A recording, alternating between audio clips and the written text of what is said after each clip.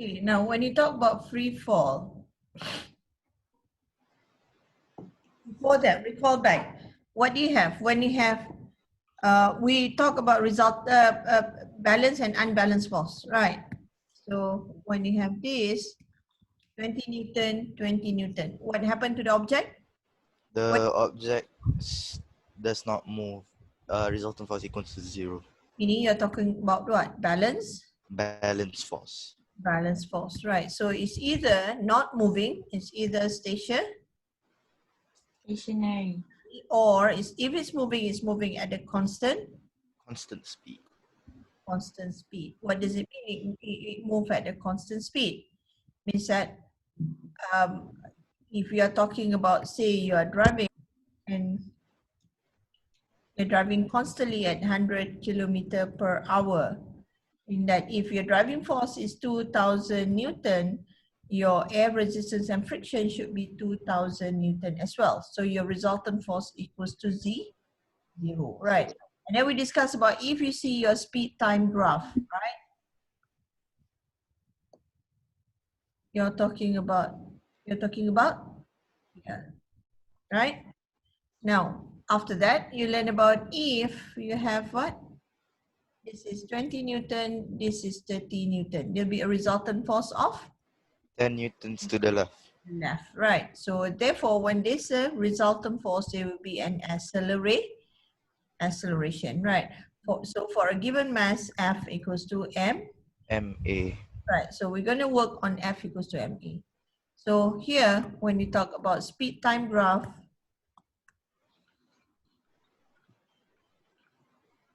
we're talking about acceleration or deceleration. Okay, we did this before. So now today we're going to expand on it further and we'll talk about free fall. So when you talk about falling object, you talk about free fall. When you talk about free fall is, they will ask you what is free fall. Free fall is when you fall under the pull of gravity, right? So if you, okay, whenever anything falling, this is one concept you have to remember. Anything that fall, you have what pulls it down is the weight, and then you're going to have your air resistance. Forces that act on any falling object. When you talk about free fall, okay, when you talk about free fall, it will always be when air resistance equals 0 Newton. Or the question will say air resistance is negligible. So whenever you say air resistance is negligible or ignore air resistance, what they're talking about free fall. So the only resultant force is equals to the weight, right? So here, if they give you like, I give you a piece of rock and I give you feathers, okay, and I drop it in vacuum. Which one reach the ground first, Melissa? Which one reach the ground first, the rock or the feather? The rock. The rock. This is vacuum. What? Both will reach the ground. Both will reach the ground at the same speed. Time. Because here, this is vacuum. When you talk about vacuum, air resistance equals to 0. So therefore, acceleration will be? Acceleration with? No acceleration, which is 10 meters seconds squared. Get it? So if it's in vacuum, both the rock and the feathers will reach the ground at the same time. Right? But if you do it outside, okay, now you have a rock and you have a feathers, right? So which one will touch the ground first, Melissa? The rock. The rock will touch the ground first, because when you talk about normal, so the rock will touch the ground first because the feather will have what? Feather will have a larger surface area. Larger surface area, right? And this is one concept you have to carry forth.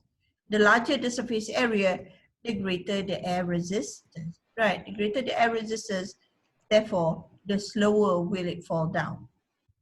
That you have to understand, okay? You have to understand that surface area, when you talk about air resistance depends on surface area. Okay, the greater the surface area, the greater will be the air resistance. Okay, and when you talk about free fall is fall due to pull of gravity, and acceleration equals to 10 meters second squared. So everyone understand here? Yes? Yes. Yes. Now, next you have to know generally when you talk about falling object. Okay, any object that fall down that is not affected by air resistance. This is your speed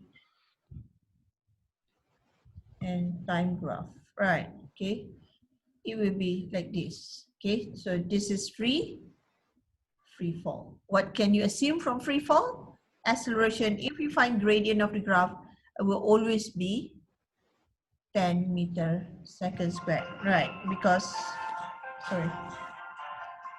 acceleration of free fall will always be 10 meters second squared. So the gradient of the graph will always be 10 meters second squared. Okay? But now, otherwise, you will have, if you consider, okay, otherwise it'll be, this is the speed, meter per second, maybe like this, okay? Now, what you notice is that this is typical of a falling object, and you are required to explain the graph. So now initially, initially, the initial part of the graph, you notice gradient is constant. At this part of the graph, acceleration equals to 10 meters second squared. Mean that, and then after that, you notice that the gradient decreases. Perasan tak ni? Gradient decreases mean that acceleration decreases, because this is a speed time graph. Okay, and like I said 1,000 times, whenever you have speed time graph, gradient equals to acceleration. And you notice that as time goes on, the gradient of the graph decreases, meaning acceleration decreases. And then after some time, the speed is constant, meaning it undergo what you call terminal Velocity. Terminal velocity is when speed is constant, acceleration equals to 0 meters second squared. Get that? Now, let me explain the acceleration decreasing. What does it mean? At times, you know, some students get confused. What does it mean, acceleration decreases? It means that initially, you start off with, say you start off with 5 meter second. Now you go on to 15 meter per second. Then you go on to 23 meter per second, and then you go on to 28 meter per second. The speed still increases, but it increases at a decreasing rate. So that's what it means by it's accelerating. Okay, it still is accelerating, but it's decreasing acceleration. Okay, Rania and Melissa, do you get this? Yes. Yeah. Okay, this is what it means by decreasing acceleration. Okay, so here, if they ask you to describe a graph of a falling object, so first, at the first few seconds, the speed is not the speed is constant, acceleration is constant. Kenapa? Because at this point, it undergo free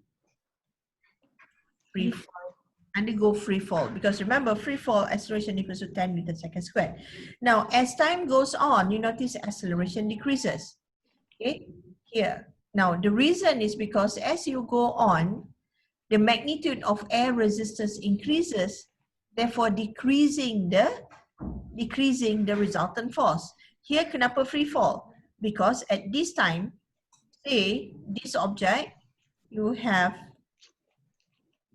weight equals to 20 Newton, air resistance equals to 0 Newton. So what's your resultant force? 20 Newton downward, which is only the weight. This is what happened during free fall. I mean, at the first few seconds. Now, as it fall down, you notice the acceleration decreases. The reason is because the magnitude of the air resistance increases. What does it mean? Okay, what happened here is initially, remember, we're still talking about the same rock. This is 20 Newton. Air resistance here is 5 Newton. So your resultant force equals to 15 Newton downward. Right. Okay, now as it fall down further, this is still 20 Newton, but resultant force now, say I give you 10 Newton. Sorry, air resistance is 10 Newton, so resultant force equals to 10 Newton. Right. Okay, now as it fall down further, this is 20 Newton, but air resistance now is 15 Newton. So resultant force equals to 5 Newton. So you see here, what's happening here is that as it falls down, the magnitude of the air resistance increases. Okay, so magnitude of air resistance increases, decreasing the resultant force. And bear in mind, F equals to ma. So decreasing resultant force, therefore decreasing acceleration. This is what happened here. When you see the graph, you notice that the gradient decreases, meaning acceleration decreases. Kenapa? Because as it falls down, the magnitude of air resistance increases, decreasing the resultant force. Therefore, decreasing the acceleration. Everyone clear? Yes. Yes. Now, as it reached terminal velocity, what happened here? You're talking about acceleration equals to 0. Constant speed acceleration equals to 0. What happened here now is, this is 20 Newton. Air resistance now is 20 Newton. So resultant force equals to 0 Newton. So here, during terminal velocity, weight equals to air resistance. There's no resultant force, therefore, the ball or the rock or whatever is falling at a constant speed. Understand? Faham tak? In Yes. syllabus, you should be able to describe the graph first. So how do you describe the graph? For the first, look at the time, for the first few seconds of the fall, the acceleration is constant.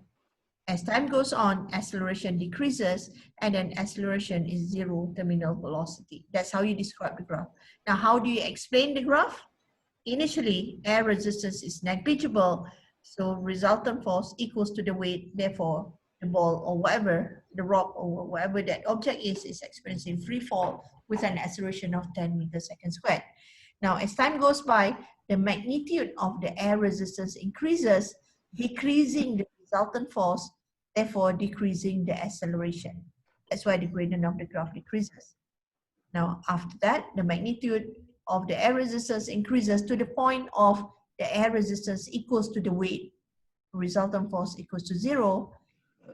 That explains why it undergoes terminal velocity. Manisa, you understand? Yes. Rania, any question? No.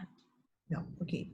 Now, but then remember we talk about air resistance depends on surface area, right? So they may give you this, they may give you a, okay. Okay, they may give you like that and then like that, okay? They may give you a parachute. So when you see a parachute, right? You pernah nampak parachute, kan? So initially, as they fall down from the aeroplane, so say this is the aeroplane, okay? As he fall down, you notice? He fall down, he's experiencing free fall. So this For a is, few seconds. for a few seconds, it's under, it experienced free fall. And then after that, you notice it's like this, and then the moment he opened his parachute, right, he will be jerking upwards. You pernah nampak kan orang turun parachute? He'll be jerking upwards for a while until after that you notice that macam dia glide down saja, right? Then they'll be gliding and poof, dia jatuh kat sini, right? So reason is because the moment they open the parachute, there'll be an increase Air in resistance. area. Air resistance. So increasing air resistance, right? So now at this point, it undergo deceleration, right? Kenapa deceleration? Because the air resistance is greater than the weight. Right, because at this moment, air resistance is greater than the weight. At this moment, air resistance is, weight is still greater than air resistance. But when it open the parachute, surface area increases, air resistance increases, air resistance is greater than the weight, it decelerates. And then finally, air resistance equals to the weight, you're talking about terminal velocity, right? So here it undergoes terminal velocity and then it falls down. Okay, you okay with this? Understand? Any question, Rania, Melissa? No. No. Okay, no. So what you learned that. What have you done? You talk about, when you talk about free fall is about, dia akan tanya what is free fall? Free fall is when an object falls within the pull of gravity, or when the object pull due to pull of gravity. Okay, so acceleration equals to 10 meters second squared, and the resultant force will only be the weight. Okay, will only be the downward, which is actually the weight. Understand? Okay, now when you talk about air resistance depends on surface area. The bigger the surface area, the bigger the air resistance. And then you are required to be able to explain the graph. Okay, how does a graph of free fall looks like? How does a graph of an object that undergo terminal velocity as it falls down looks like? And then you have to be able to describe and explain.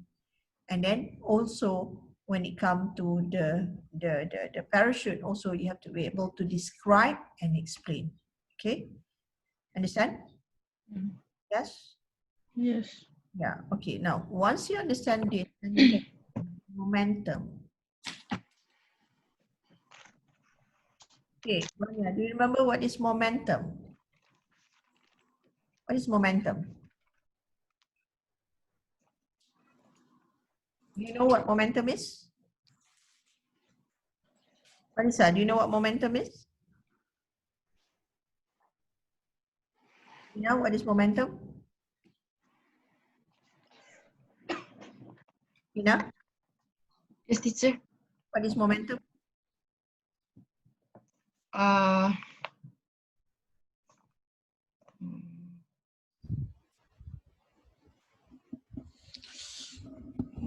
Is it the product of mass and Anything moving.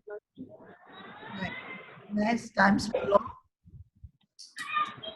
Mass times velocity. I asked you to run. You have the mass and you have the velocity. I said run forward.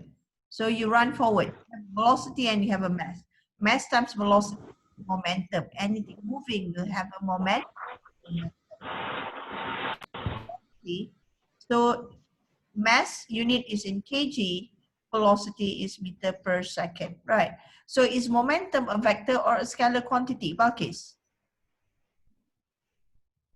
Balkis? Is momentum Yes, or a scalar quantity? it's a vector quantity. Why? It has a velocity. Because it has a component of velocity. Velocity is a vector A quantity. point. Right, okay. So now, when you talk about momentum, and then you have this coming back to the idea of you have F equals to ma, right? Okay, F equals to ma, but A equals to, so F equals to m, A equals to v minus u over t, right?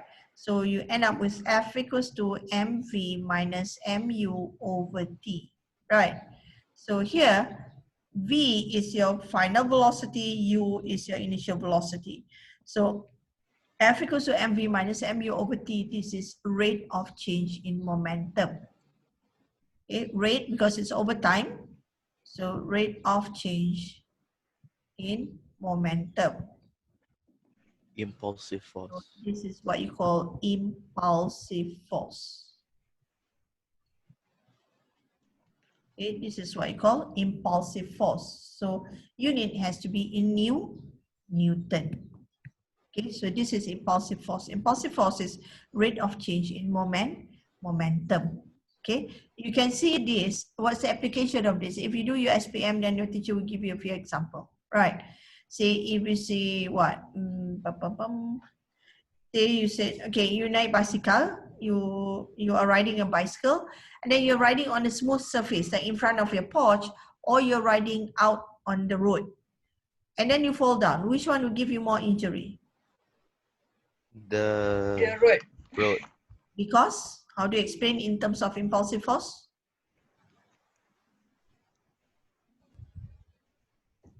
Oh,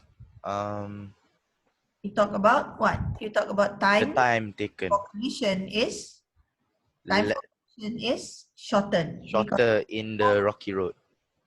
okay, there's more friction, so time to stop the bicycle is shorter. Therefore, you divide by something small, you get something big. So the force is greater, right? Or kalau you buat apa? Kalau you tumbuk sambal, right? You want to tumbuk sambal, you want to bagi cepat-cepat cili dia hancur, you tumbuk cepat-cepat ke you tumbuk lambat-lambat? Cepat. Cepat because the time of collision is short, so therefore the force is higher. passive force is higher. Or you see when you come down from you panjat pokok, right? So kata you panjat pokok and then you notice your feet is like that. Or if you have a cat at home, you notice when cat come down from a tree, they will open up their legs, right? Kenapa? Yes. Kenapa? It increases the resistance, so Not increases resistance, increase the time for collision. it increases the time for collision. Increase the time, therefore friction, therefore injury is lesser because that will reduce the impulsive force, hence reducing injury. Kenapa you kena pakai seat belt? To reduce the time for the collision. Yes, to reduce the time of collision. It Therefore, pulls back to take away all the impulsive force. Why is it that when you have a car, you see a car kalau accident, right? So the front part of the car all rosak-rosak. Lepas tu macam teruk dah sangat. You kata, oh mesti driver dia mati. Lepas tu bila you tengok the driver dia okey je pun. Simply because this is what I call your crumple zone, right? So the crumple zone is designed so that it prolong the time of collision, therefore it reduces injury. You get that? Teacher, Yes. how does opening the leg decreases the time? The leg. Okay. When you touch the ground first, your leg like that, or your leg like that, or your leg bend down. Which one touch the ground first? The bend. The bending. No. When you're snake. When your leg is straight up, it touches the ground first, right? So the injury is more, right? Understand? Mm. Okay. Now, Okay. when we talk about momentum, kalau kat sekolah, your teacher will talk about collision, right? Okay, but O level, yeah, you can look at it from collision, but we don't really explain it in terms of collision, right? When we talk about collision, we have elastic collision. Okay, elastic collision is, say, you hit each other, and then you say this is Amin and this is a skateboard. The skateboard is stationary. Amin is running towards the skateboard. Skateboard is stationary. And then he tried to climb on the skateboard and then he missed it. So he missed it. What happened? The skateboard moved this way. Amin also moved either this way or backward, right? So this is what? Elastic collision. And then you have your inelastic collision. Inelastic collision is, okay, this is a skateboard. Okay, Amin is moving towards the skateboard. Now what happened? He managed to be on top of the skateboard and together they move. So this is inelastic collision. You understand? Okay. Now in both kind of collision, you have this law of conservation of momentum.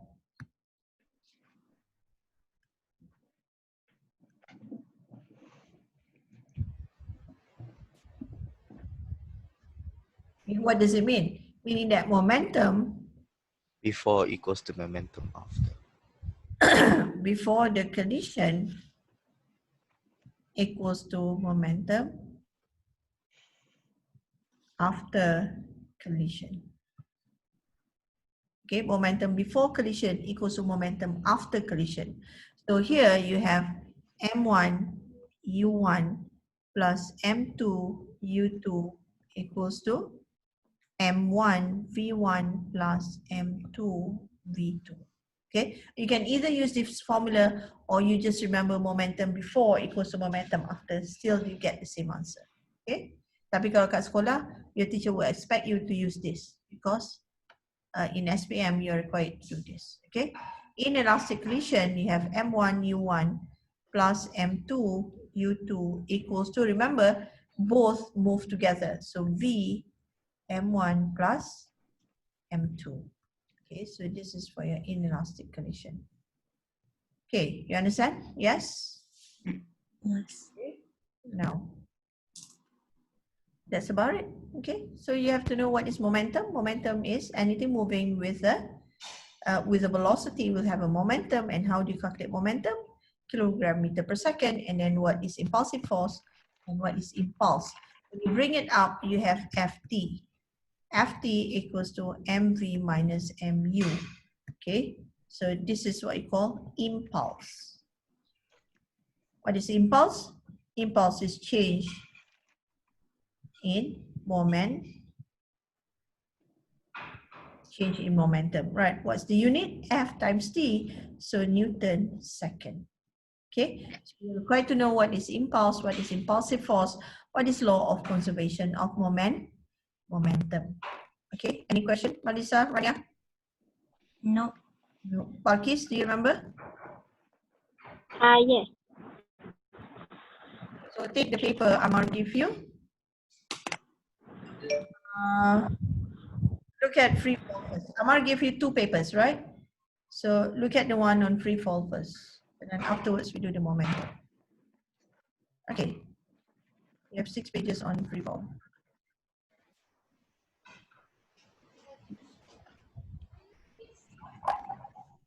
Now, you have the paper with you, all of you?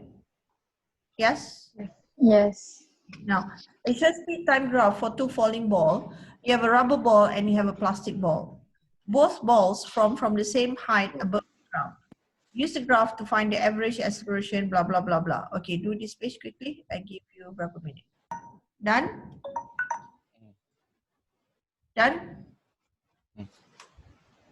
Melissa, done? Almost. Rania, done? Done, teacher. Done. Okay, it shows the speed time graph for 2 falling balls. Both balls fall from the same height above the ground. Use the graph to find the average acceleration of the falling rubber ball during the first 30 seconds. Remember, this is a speed time graph. What do you get from a speed time graph? The gradient Gradient equals to acceleration. and then area Area under graph equals to distance. Distance. distance. Right, okay. So now both balls from the same height above the ground. Use the graph to find the average acceleration of the rubber ball during the first 30 seconds. What's your answer? Plus 3 seconds, teacher. 5 meter per second squared. 5, meter per second square. 5 meter per second squared. Are you sure? Okay. I got 9.5 meter per second squared. 5. How do you get 5? Wow. Balkis, how do you get 5? Yes. You get what? 5. 5. I got You 5. get 5, Balkis? Yes. Balkis, how do you Yes. get? How do you get? I use the A equals to V minus U over T. Yeah, even if you use that, you still shouldn't get 5. Oh. Okay, you see, I mean, do it back again. Use your ruler, 3 seconds, right? So, gradient. What the gradient? What is this? This is 20. Oh, okay. 9. 28.5. Yeah. Uh, 20, Left. yeah, sorry. I thought it meant, it's the rubber ball. Okay. Okay, 29 minus 0 over 3. So what do you get, Nina? 9.5. 5. Sebab I put 28.5 my divide by 3. Yeah, 30. 9.5. You get 9. 9.5. This It's is the rubber ball. This is 10, so 20, 29, right? So 29 divided by 3, what we get? 29 divided by 3. So you get 9.6. 9.7. 9.7. Okay, you get 9.7 meter second squared. Don't do that careless mistake, please. Marisa and Rania, do you get 9.7? I got 9.5. 9.5. Okay, any area and any gradient will do. You can do this and this anywhere because this is a straight line graph. You can take anywhere. But when you take the gradient, try to get as big as possible. Okay. Now the distance fallen by the rubber ball during the first 3 seconds is area under the, Area under the graph. what is that? 42.75. 5 So meters. you have half times 3 times 29. Right. So what you get?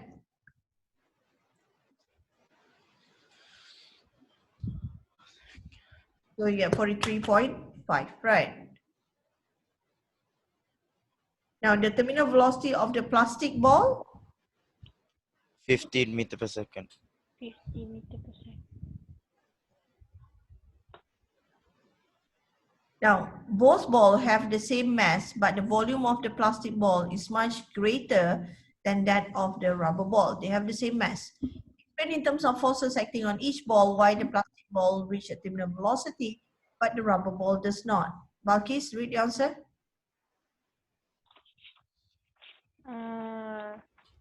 Okay. For the first second, plastic ball is at constant acceleration, undergoes free fall where air resistance is negligible. Hence, weight equals to air resistance. From 2 to 3 seconds, plastic ball is decreasing in acceleration.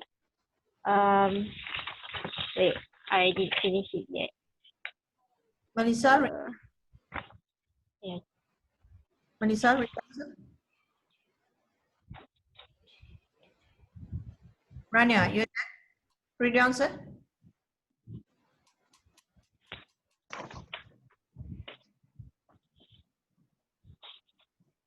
You now read the answer. For the first few seconds, both of the balls are experiencing free fall. So the acceleration is due to the pull of gravity, which is 10 meters per second. As time increases, the air resistance increases. The plastic ball, the air resistance is equals to the weight of the plastic ball, hence it undergoes terminal velocity, but the ball with the greater volume has a larger surface area, hence it has a greater magnitude of air resistance acting on the rubber ball, causing it to decelerate. Okay, now this is 3 marks. You have to learn how to simplify.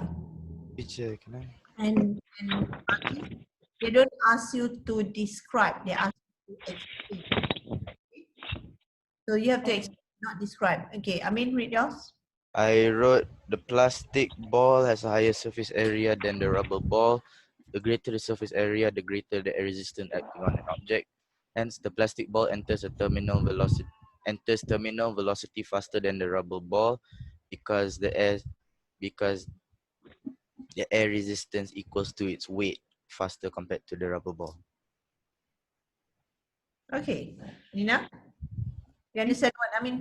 Yeah, yours is right, but you have to train yourself to be precise and concise. Both balls have the same mass, meaning that the weight is the same. Okay, volume of plastic ball much greater than the rubber ball. When it says volume of the plastic ball greater than the rubber ball, meaning that the plastic ball has a greater surface area, therefore a greater air resistance as well. Okay. Now, in terms of forces, why the plastic ball reached terminal velocity?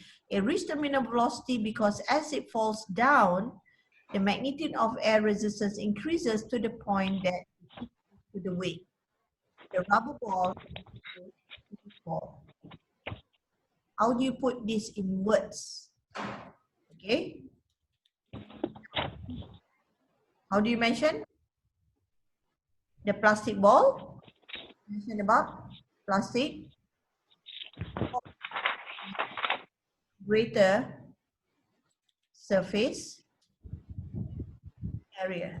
As it falls down, magnitude of, or otherwise as it falls down, air resistance increases. Right, okay, air resistance increases to the point that it equals the weight. Hence, terminal velocity. Right, however, what about the rubber ball? Rubber ball? The rubber ball has negligible air resistance and experiences free fall. Boleh tak nak? Okay. You get 3 marks. How do you get 3 marks? Plastic ball has greater surface area. So, okay, as it falls down, air resistance increases. Okay, you talk about greater surface area, greater air resistance. Okay, as it falls down, air resistance increases to the point that it equals the weight, hence terminal velocity. Rubber ball has negligible air resistance, therefore experience free fall. That's 3 marks for you. Understand? Okay. Now, try put it back in your own words. Okay, the thing is, you may understand, but for you to put, you still have time to train yourself to make it concise and precise. But for you to do that, you have to understand the concept first. Understand that they ask you to explain, not describe. Okay? So when it says here, balls have the same mass, meaning that the weight is the same. You cannot argue about the weight. But volume of the plastic ball is greater, therefore immediately what comes to you, volume is greater, surface area is greater, air resistance, the plastic ball has a greater surface area.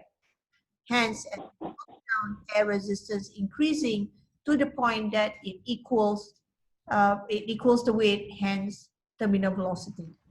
However, rubber ball has negligible air resistance or zero air resistance and experience free fall. That's it, 3 marks. Rania and Malisa, do you get 3 marks?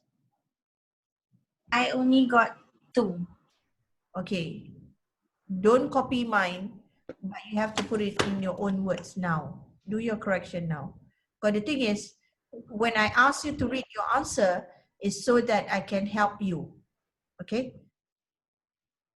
So because you don't have time to just, tak apalah, nanti I write later. You have to read me your answer so that I can betulkan, so that you can move on and you don't make the same mistake again. Okay? Now read the question properly. If it says explain, describe. Okay. Rubber ball has a mass of 50 gram gravitational force acting on the rubber ball. How much is this, Balkis?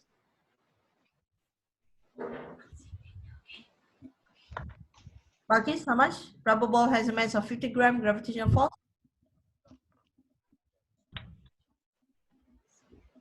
Balkis? I don't know anything. Okay, Nina, how much is the gravitational force acting on the rubber ball? I use F equals to MA. Okay, and then? 50 divided by 1000. Wait, what? Okay, take a deep breath, Nina. Breathe in. Sorry, teacher. W equals to mg. Yes, W equals to mg. G, where G is 10. What is gravitational force acting on a mass? That is weight. Yep. Ask you what is weight. Okay, weight is pull of gravity on the mass. Gravitational force on the mass. Whenever they said calculate the gravitational force acting on the rubber ball, meaning they're asking about the weight. Or they ask you what is weight. Weight is pull of gravity on mass. What is mass?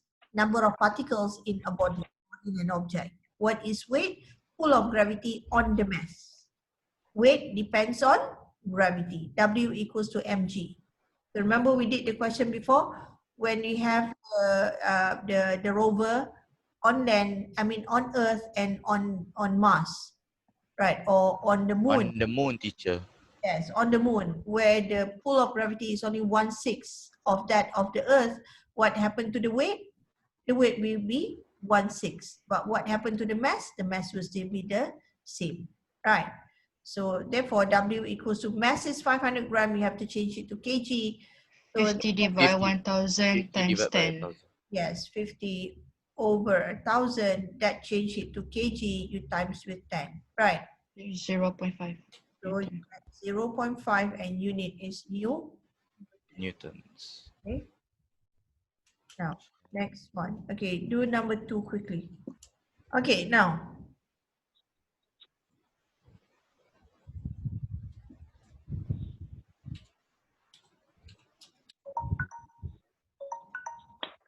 Okay, a large stone initially at rest, so it's at rest, so U equals to Z, 2 meter per U second. equals to 0. Falls from the top of a building, the stone takes 3.2 seconds, meaning T equals to 3.2 seconds, falls to the ground. For this stone, air resistance can be ignored. The moment you said air resistance can be ignored, what come to you, Rania? Yes. You're talking about what? Free Freefall. Free fall acceleration equals to 10 acceleration equals to 10 meters per meter second. per second squared. Taking the formula that you use to show that the speed of the stone when it hit the ground is 3.2 meter per second, 32 meter second. So you know acceleration, so you use A equals to V minus U over T. right. So what is A? 10. A 10. equals to 10. V, 10 meter per V equals is the unknown. U is 0. T is 3.2. right. So V equals to 32 meter per second. Right. Draw a speed time graph for the fall of the stone level and X the line on. Okay. Now, you're okay with this? Wait, teacher, what does it mean by label X? So now here, it takes 3.2 seconds. So use your ruler. 3.2 second, as it falls 3.2 second, it reaches 32. 2. Right, so 32 is this. Okay, so 32 is here. And then get your ruler. Straight line. Yeah, and a straight line. Okay. Understand? Yes. Okay. Now, you use a graph to determine the height of the building. So the height of the building is simply the area under the graph. Because times 32 times times 3.2. 32 times 3.2 divided by 2. so that will be how 51.2. 51.2. 51.2 meter. Right. A smaller stone than the stone in A falls from the same building. This stone is affected by air resistance. What happened to the air resistance as the stone fall? Increasing. Increases. Increases. Right. Air resistance increases. Draw a possible speed time graph for the fall of the stone labeled with an with a Y, this line of graph. So it should be what? Should be. Okay. Now a solid sphere fall towards the earth, speed time graph will fall where the sphere hits the earth's surface. In detail, describe in detail the motion of the speed of the sphere shown by the graph. What? Okay, next page, page 4, quick. Ah, okay. Oh, Oh, okay. Okay, do page 4 and page 5. Okay, page 4 and 5, okay. Now, a speed time graph of the fall up to the point where the sphere hit the Earth's surface. Describe in detail the motion of the sphere shown by graph. Rania, you want to try? During peaks, acceleration and speed increases. For Q, it decreases, and terminal velocity R to T. Now, from now onwards, do this, okay? Between P to Q, if you take your ruler, you put between P to Q, okay? You notice if you take your ruler, you take between P to Q, you notice it's a straight line graph, Rania. You see that? What Yes. is it? So how do you say this? Between P to Q, a what? Constant Constant acceleration. Okay, you don't go point by point, you go between point. So between P to Q, the plastic ball is undergoing constant acceleration. Or between P to Q, the plastic ball accelerate constantly. Now between Q to R, the acceleration decreases. Okay, between R, S, and T, the plastic sphere undergo terminal velocity with zero acceleration if you want to add. Get it? That's 3 marks there. So between P to Q, the plastic ball accelerate constantly.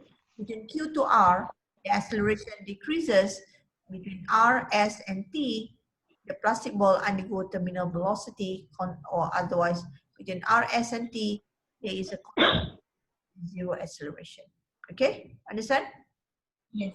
Yes. Okay, now on figure 1.2, draw arrow to show the direction of the forces acting on the sphere when it is at the position shown by point S on the graph.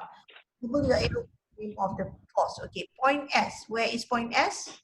Point S is when it reaches terminal velocity. Okay, Rania, what can you say? You talk about terminal velocity. What about the forces acting on it? Equal. Balance. Well, so how Balance. you're drawing when you draw? I did the air resistance arrow upwards and weight downwards. Okay. Net force is 0. You get here, you put air resistance, and here you put weight. Are you drawing it like this? Yes. Yes, okay. Now another thing you have to see, take your ruler, you measure the arrow of the air resistance, it should be equals to the weight. You don't, it's because some student will put like air resistance and then they put tadi je, they put weight. Right, mean that you have to be careful. The length of your arrow equals to the magnitude. Kalau macam ni, you don't get marks. You only get marks for air resistance and weight. Okay? You get that? So how do you get 2 marks? You mentioned air resistance and weight, you get 1 mark, and then the magnitude is the same, the height is the same. Why the speed is moving with constant speed at S, Rania?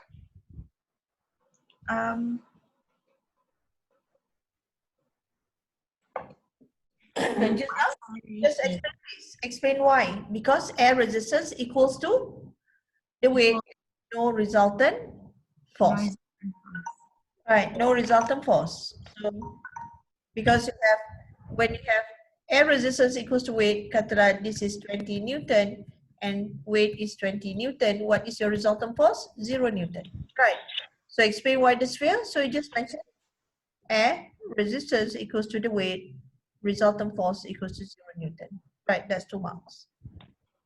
Now, use your graph to calculate the approximate distance that the sphere fall between R and T. So between R and T, how do you get between R and T? This is a what? How much, Dina?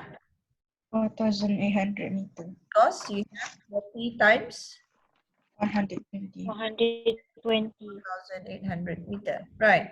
Okay. Another one is between P and Q. 150 meters. Because between P and Q is a triangle, so half 500 times meters. 6 times 50. times. Half. So that will give you 150 meters. Good. Okay, now last page quickly. Last page, I give you 4 minutes. Quick, do it now.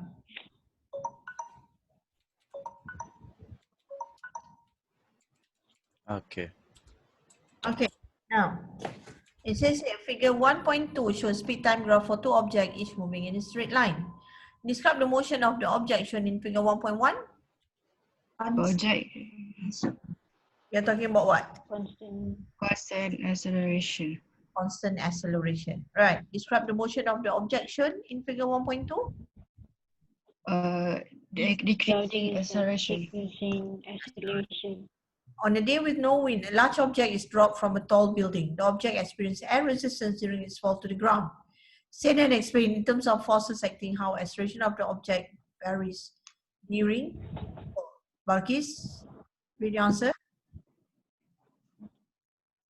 Balkis? Yes. Yes. Okay. Acceleration decreases as the object falls, so air resistance increases due to larger surface area of the object, therefore decreasing in resultant force. I just wrote that. Melissa, read yours.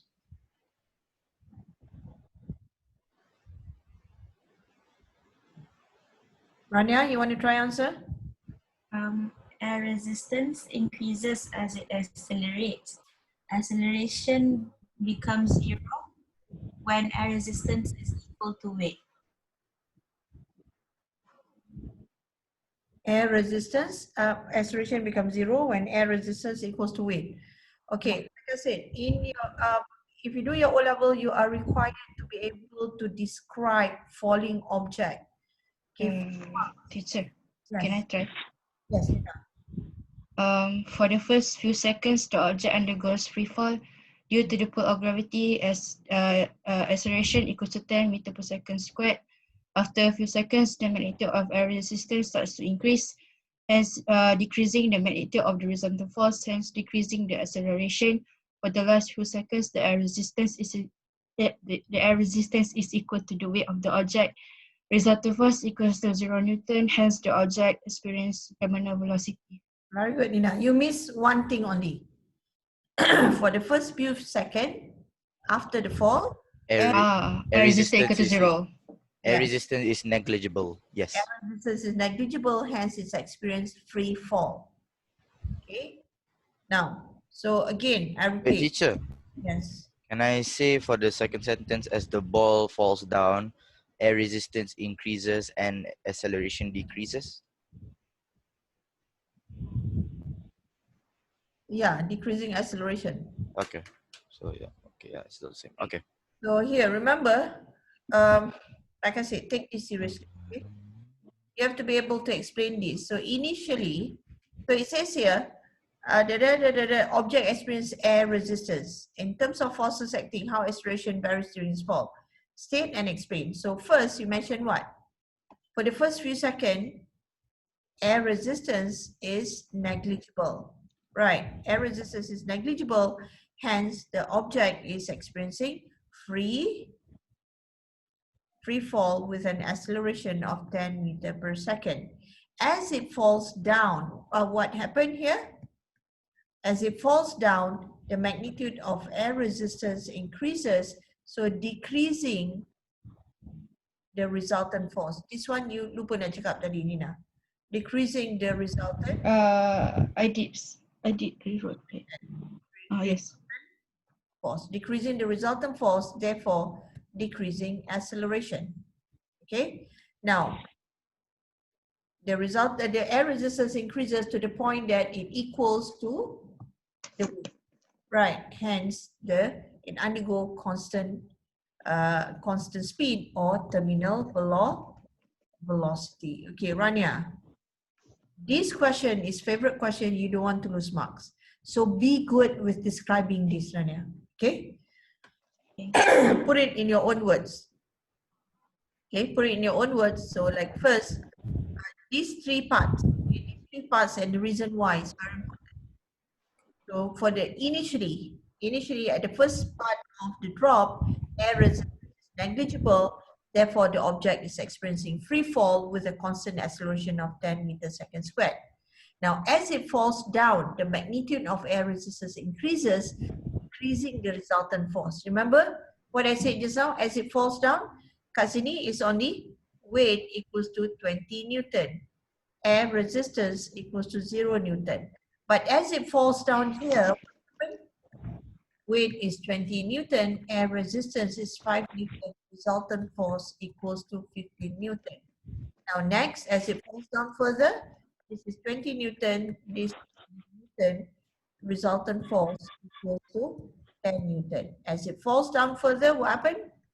This is 20 Newton, this is 18 Newton, resultant force equals to 2 Newton. You get that? So as resultant force decreases, so is acceleration. That explains this part of the graph. Get it? So that's what it means by as it falls down, the magnitude of air resistance increases, hence decreasing the resultant force. Decreasing the resultant force, therefore decreasing acceleration.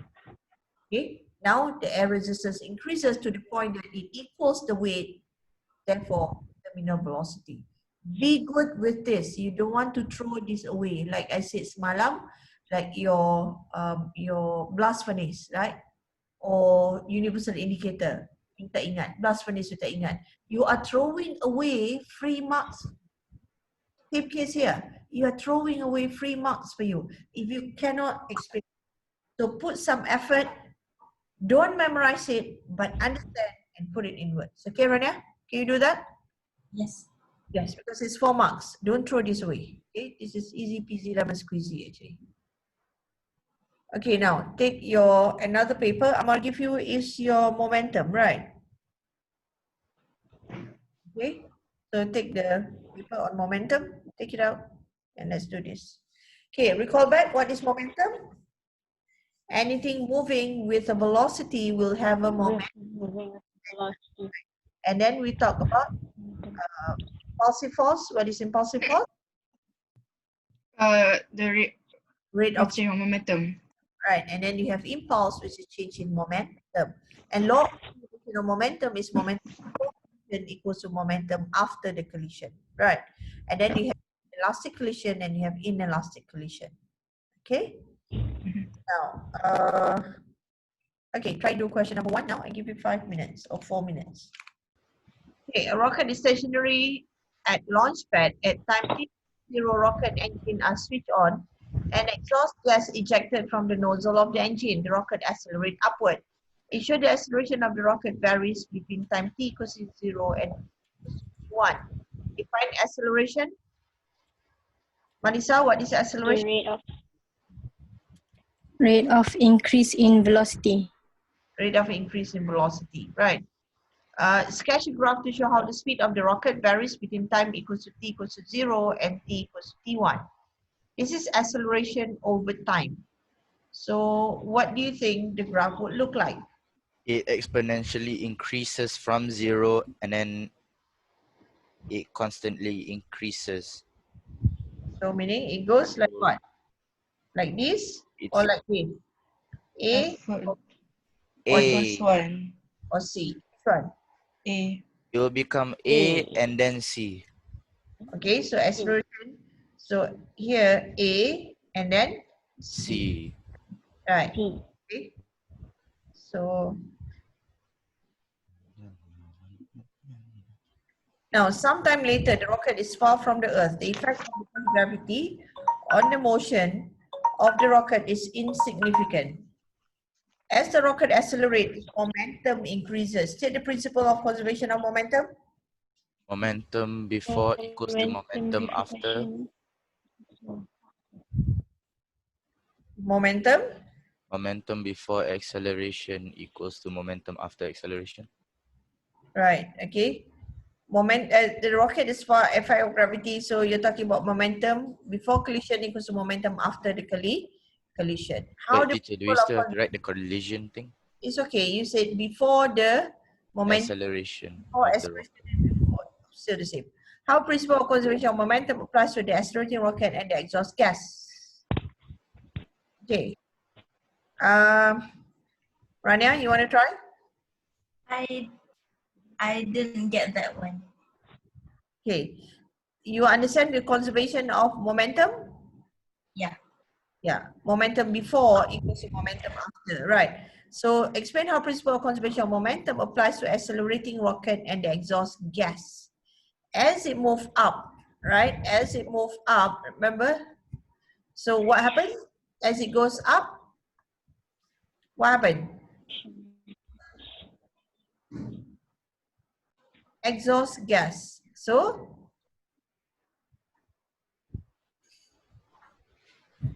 here, your this is Newton third law. Apa Newton third law? Apa? your teacher will say, okay, kalau you ada rifle, peluru pergi depan, right? Momentum forward equals to backward momentum. Or if you have an aeroplane, you notice how does aeroplane move forward? They're burning of fuel, give you exhaust fuel, right? So there'll be a backward momentum, therefore there'll be a forward momentum that causes the aeroplane to move forward. So the same case here. Okay, burning of fuel, right? Burning of fuel. Okay, burning of fuel will apa? Produce exhaust, right? Exhaust gases. Exhaust gases downwards, right? Okay, will cause hence downward momentum.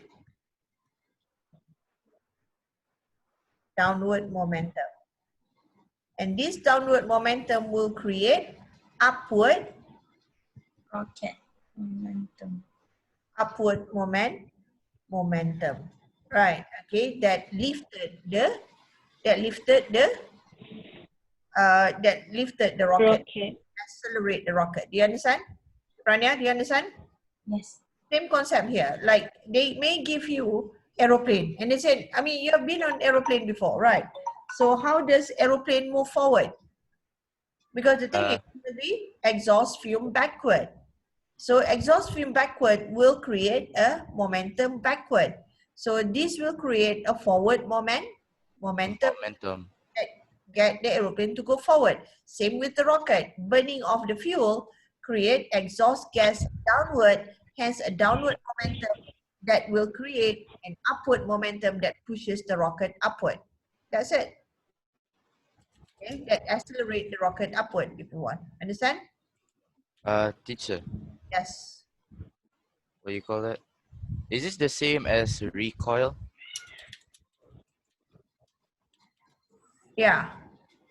Okay, but recoil usually we talk about impulsive force and everything. So some are still, because this is your third law. Okay, you have your Newton third law. First you have F equals to ma, mv minus mu over t blah blah blah in collision, elastic collision, inelastic collision, and you have this thing. Okay. Now it's just a dummy. Okay, question number 2, page 3 and 4. Okay, page 3 and 4. Okay, quickly do this. But the first question, any question, Melissa, Rania? No. No. No. Wait, teacher, do Are we? you able to explain this properly? Yes. Can I say the momentum of the rocket and the fuel will equal to the momentum of the accelerating rocket subtracted by the momentum of exhaust gases? Min. You nampak tak muka teacher, Min? Yes. Okay. You nak makan macam ni ke you nak makan macam ni, Min? Through the mouth. Yeah, of course. Okay, you makan macam ni because when you make it complicated, you'll be losing marks. So don't do Okay, that. yeah. Don't do that. Okay, momentum downward equals to momentum upward. That's it. That is already 1 mark. But how do you get 2 marks there? Because they kata in terms of exhaust fumes. So the exhaust gas is downward, hence they will be an upward. That's it, full stop. Okay, try to simplify it. Macam tadi I kata kat Nina, by now you have a few more months to train yourself to make it concisely and precisely. Okay, go on. I give you berapa? 5 minit. 3 minutes, boleh? Yes. Yes. It shows a dummy of mass 70 kg used in a crash test to investigate the safety of a new car. The car approached a solid barrier at 20 meters per second. Crashes into the barrier, stops suddenly. So what is this? U equals to 20, V equals to Z, 0. Right. Calculate the momentum of the dummy immediately before the crash.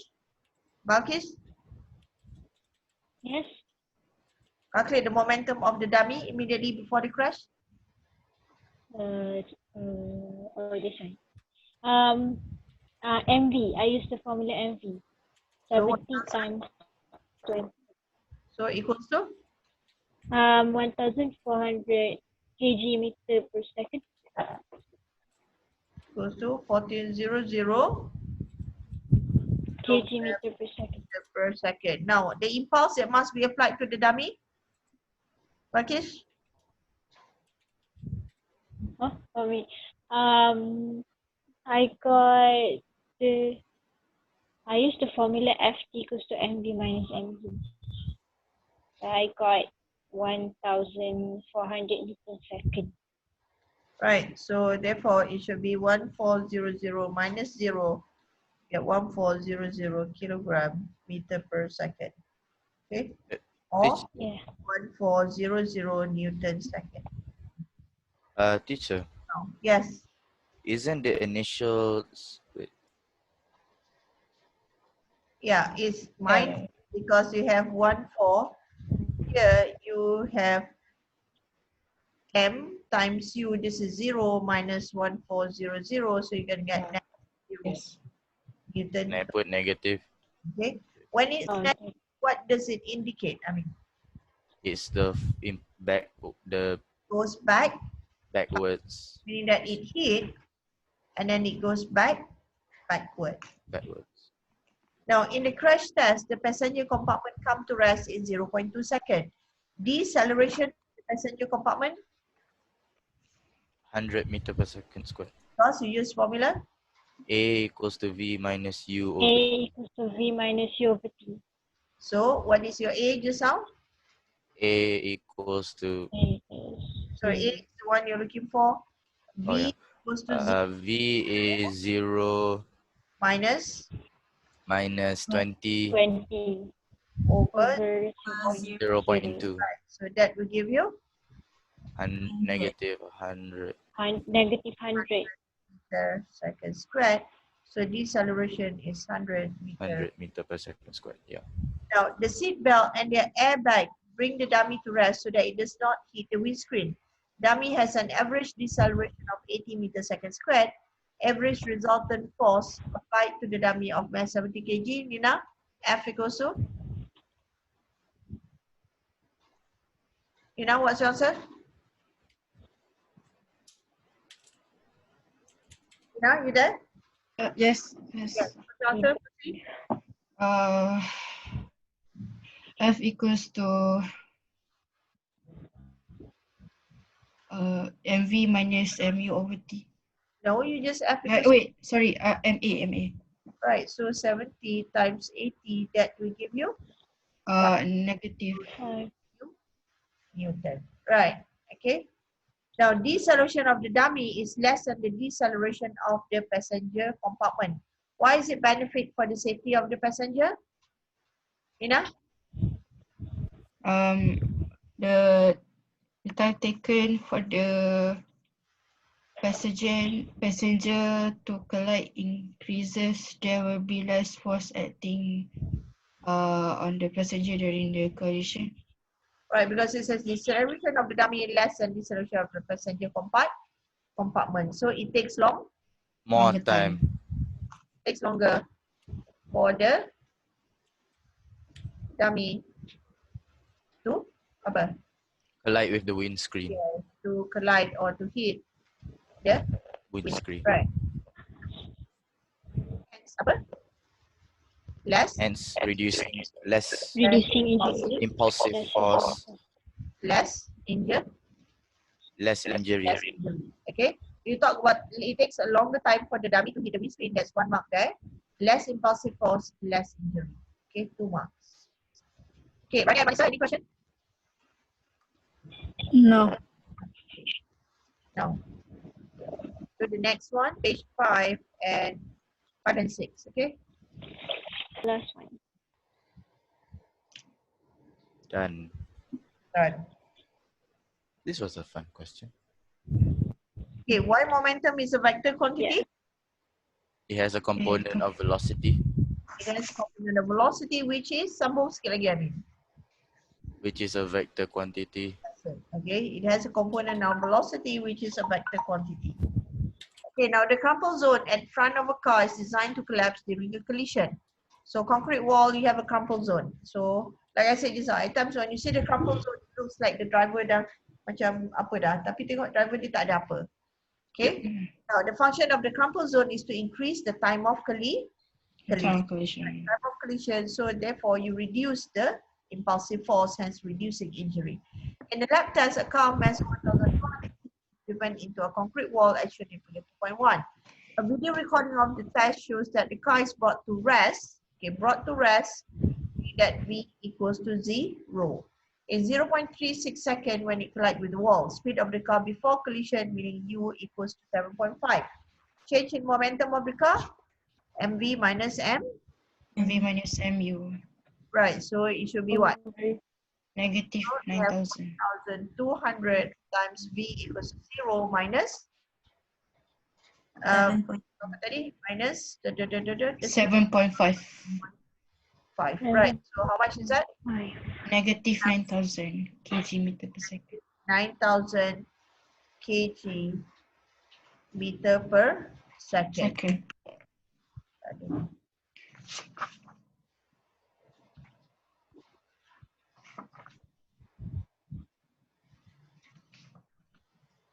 Now, you when in your calculation you put negative 900, but change in momentum you just put 900. Remember that. Okay. Now, average force acting on the car. So, F equals to MV minus ME. MU over T. MV minus M. 900 over 0 Teacher, 9,000. Teacher is 9,000. 9,000. over 0.36. How much is that? 0.36 is 1,200 25. 25,000. 25,000 Newton. 25,000 Newton. Newton. Backward. Okay. Now, a different car has a mass of 1,500 kg.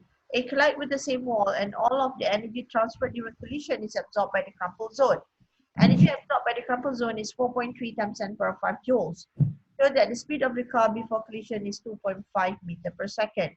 So how do you do this? 1 over 2 MV squared is equals to 1. EK 1 over equals to 10 1 over squared. 2 MV squared. Because you're talking about kinetic energy. So EK equals to half MV squared.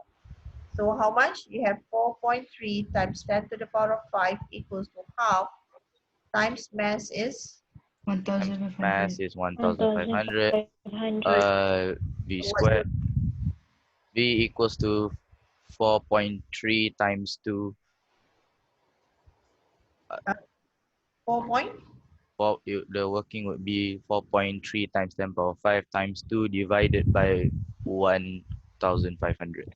So you end up with 24 meter per. 24 meter. Oh yeah, teacher, he has to square root the answer. Yes. Now, what will happen to the car if it's traveling faster than 24 meter per second when it hit the wall? The car explodes? No. No. More damage. Teacher, more force. More force, yes. More force. Can I say that velocity is directly proportional to the force, so the force will increase, has more damage? Right. When you talk about faster, means that acceleration increases, force increases. So, right, there'll be more damage to the More damage to the car. because you have more impulsive force. Right. Because you increase your acceleration, you increase your force. So, car as the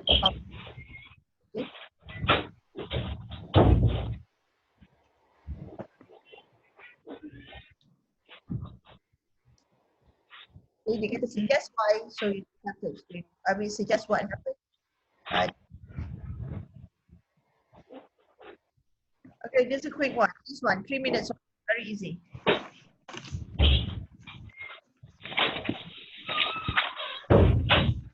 Okay, anyway, on your own, it's quite easy, right? Yes. But definitions on your own? Yes. Rania? Yes. So I think give you about 15 pages or something. So complete it, it's quite easy. Any question, Melissa? No. No, Rania, any question?